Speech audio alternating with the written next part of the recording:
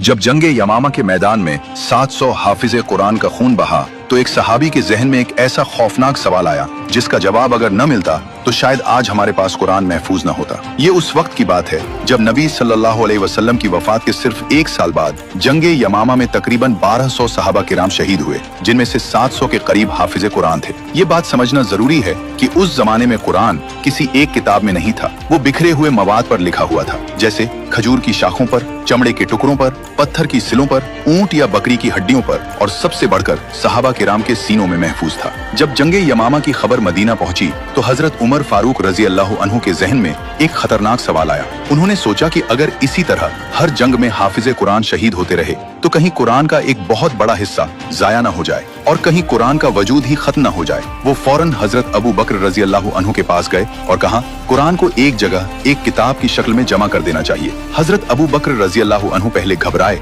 और कहा, मैं वो काम कैसे करूं जो खुद रसूलुल्लाह सल्लल्लाहु अलैहि वसल्लम ने नहीं किया। ये कोई जिद नहीं थी, ये उस शख्स की एहतियात थी जो दीन में जरा भी बिदअत से डरता था। लेकिन हजरत उमर रजी अल्लाह अन्हु ने समझाया, ये बिदअत नहीं बल्कि दीन की हिफाजत है, क्योंकि कुरान पहले से लिखा हुआ मौजूद है, बस उसे एक जगह इकट्ठा करना है। आखिरकार हजरत अबू बकर रजी अल्लाह अन्हु का दिल भी मुतमईन हो गया। इस काम के लिए हजरत जैद बिन साबित रजी अल्लाह अन्हु का इंतखाब किया गया। हजरत जैद रजी अल्लाह अन्हु कातिबे वही थे, यानी नबी सल्लल्लाहु अलैहि वसल्लम के सामने कुरान लिखा करते थे। वो हाफिज़े कुरान भी थे। नबी सल्लल्लाहु अलैहि वसल्लम ने अपनी जिंदगी के आखिरी दिनों में पूरा कुरान एक बार फिर दोहराया था और जैद रजी अल्लाह अन्हु उस वक्त भी साथ मौजूद थे। जैद रजी अल्लाह अन्हु का तरीक़ेकार इंतहाई सख्त और मुहतात था। उन्होंने हर आयत के लिए 2 शर्तें लाजिमी करार दी। पहली शर्त ये थी कि वो आयत नबी सल्लल्लाहु अलैहि वसल्लम के जमाने में लिखी हुई मौजूद हो, यानी कोई शख्स घर जाकर खुद से लिखकर न ले आए, बल्कि वो कागज, हड्डी या चमड़ा सामने रखो जिस पर उस वक्त लिखा गया था जब नबी सल्लल्लाहु अलैहि वसल्लम जिंदा थे।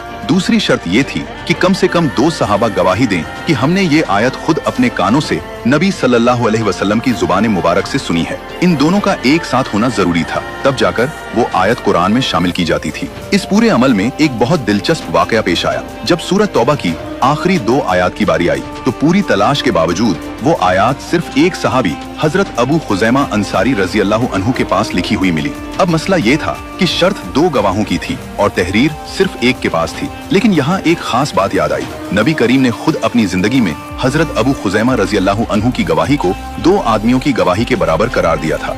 ये खास एजाज था जो नबी सल्लल्लाहु अलैहि वसल्लम ने सिर्फ उन्हीं को दिया था, इसलिए उनकी अकेली गवाही और तहरीर को काफी समझा गया और वो आयात कुरान में शामिल कर दी गई। बाद में हजरत उस्मान रजी अल्लाह अन्हु ने हजरत हफ्सा रजी अल्लाह अन्हा से कुरान का वो असल नुस्खा मंगवाया और उससे कई नकलें तैयार करवा कर मुख्तलिफ शहरों में भेज दी।